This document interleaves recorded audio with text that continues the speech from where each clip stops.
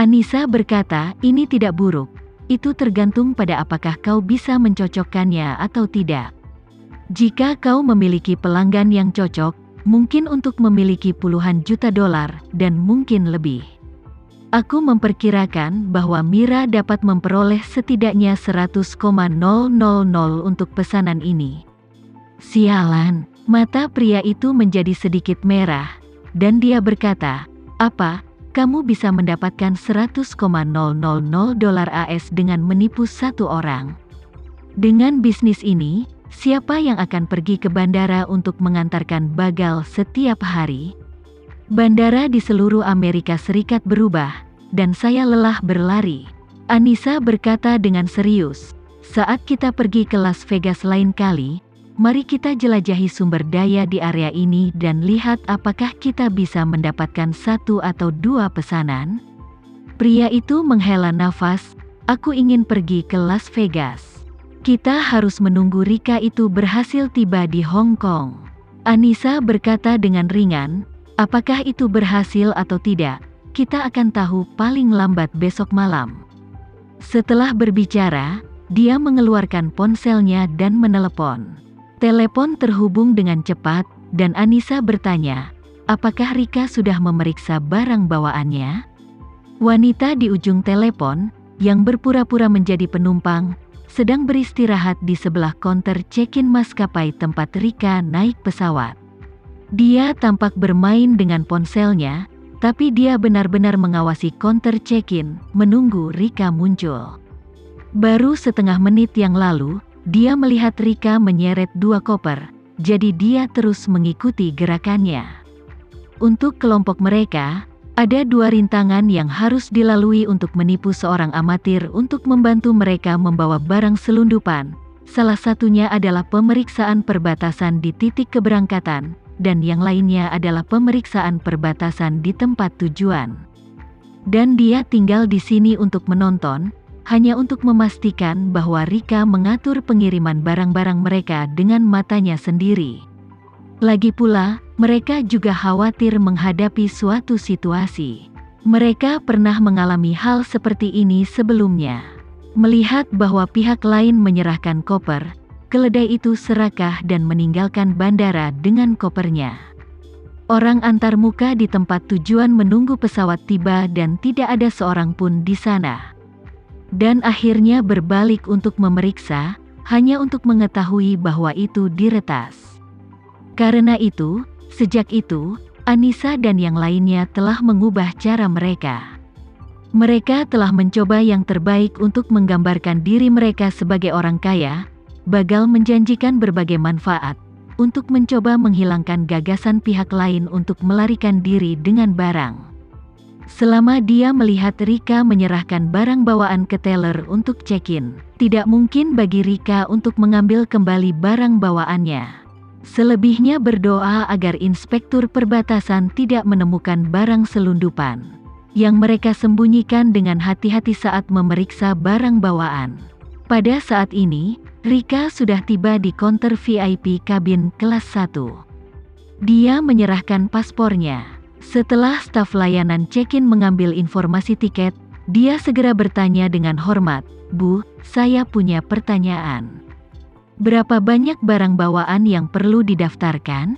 Rika menunjuk kedua kotak besar, dan berkata dengan ringan, keduanya harus didaftarkan. Proses pemeriksaan keamanan untuk bagasi terdaftar di bandara, sama seperti proses pemeriksaan keamanan bagasi jinjing. Bagasi jinjing dibawa oleh tamu melalui pemeriksaan keamanan, sedangkan bagasi yang diperiksa dikirim ke tempat khusus untuk pemeriksaan keamanan, melalui mesin berjalan setelah prosedur check-in selesai. Pada saat ini, Rika tidak tahu apa yang akan terjadi selanjutnya. Setelah dia memeriksa kedua koper, dia mengambil boarding pass dan berjalan ke pos pemeriksaan keamanan. Dan wanita yang mengawasinya di dekatnya, setelah melihatnya check-in dan kopernya dibawa oleh mesin berjalan, merasa lega dan segera berdiri dan berjalan keluar dari bandara. Rika membawa Hermesnya, dengan santai datang ke saluran pemeriksaan keamanan VIP, dan langsung menikmati pelayanan yang hangat dari staf setelah menunjukkan boarding pass kelas 1. Sementara yang lain masih mengantri untuk pemeriksaan keamanan, dia dengan cepat menyelesaikan pemeriksaan keamanan, dan kemudian menemukan ruang kelas 1 terdekat untuk beristirahat. Pada saat yang sama, 2 koper yang dia check-in sedang mengantri untuk melewati mesin pemeriksaan keamanan di bandara satu persatu.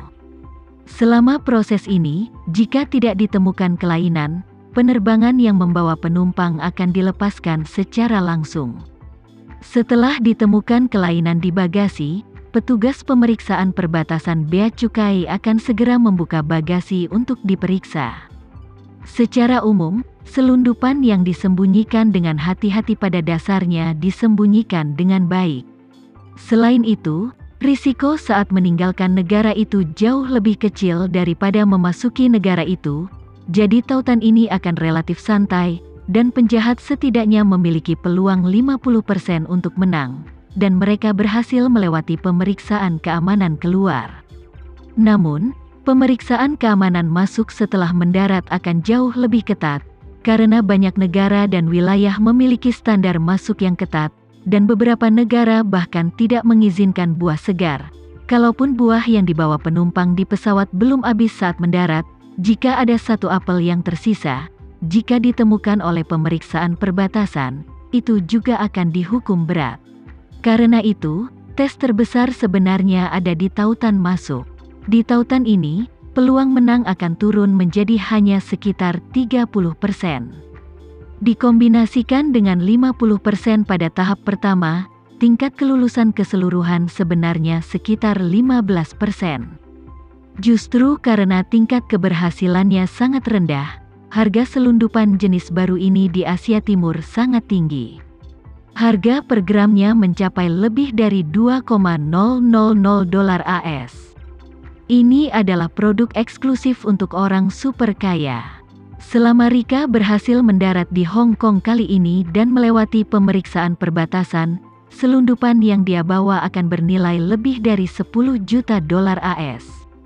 Pada saat ini, dia sedang duduk di ruang kelas 1 yang mewah, minum kopi sambil berfoto dan posting di lingkaran pertemanan.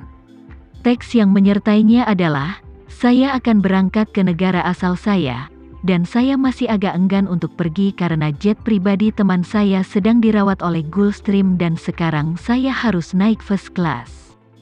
Setelah mengedit lingkaran teman, dia tidak lupa untuk secara khusus memblokir keluarganya yang terdiri dari 3 orang. Setelah memposting di momen, dia dengan santai mengirim panggilan video ke Alena.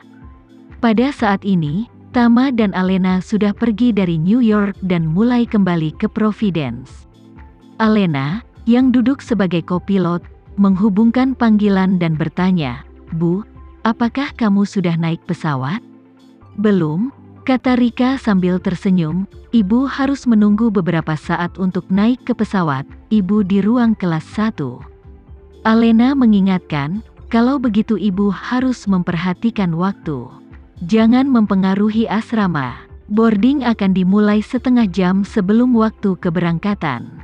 Pergi lebih awal untuk segera pergi daripada harus terburu-buru di jalan nanti." Rika berkata dengan jijik, "Alena, apa yang kamu takutkan, Ibu penumpang kelas 1 yang terhormat? Jika Ibu tidak naik pesawat, mereka tidak akan berani lepas landas. Selain itu, mereka pasti akan memanggil nama Ibu. Mereka akan mengingatkan Ibu untuk naik pesawat, dan belum terlambat untuk berangkat saat itu." Alena berkata tanpa daya, "Bu, jika itu bisa diselesaikan secara tertib 10 atau 20 menit sebelumnya, jadi mengapa mengganggu orang lain?" Rika bersenandung dan berkata, "Gadis bodoh, tahukah kau bahwa kita menghabiskan uang sebanyak ini untuk tiket pesawat? Kalau tidak, mengapa tiket pesawat kita beberapa kali lebih mahal dari yang lain? Tidak apa-apa untuk membuatnya sedikit kerepotan." Alena hanya bisa menggelengkan kepalanya. Terkadang, dia merasa bahwa dia dan ibunya adalah orang-orang dari 2 dunia yang berbeda, dan dia tidak dapat menemukan frekuensi komunikasi yang sama sekali.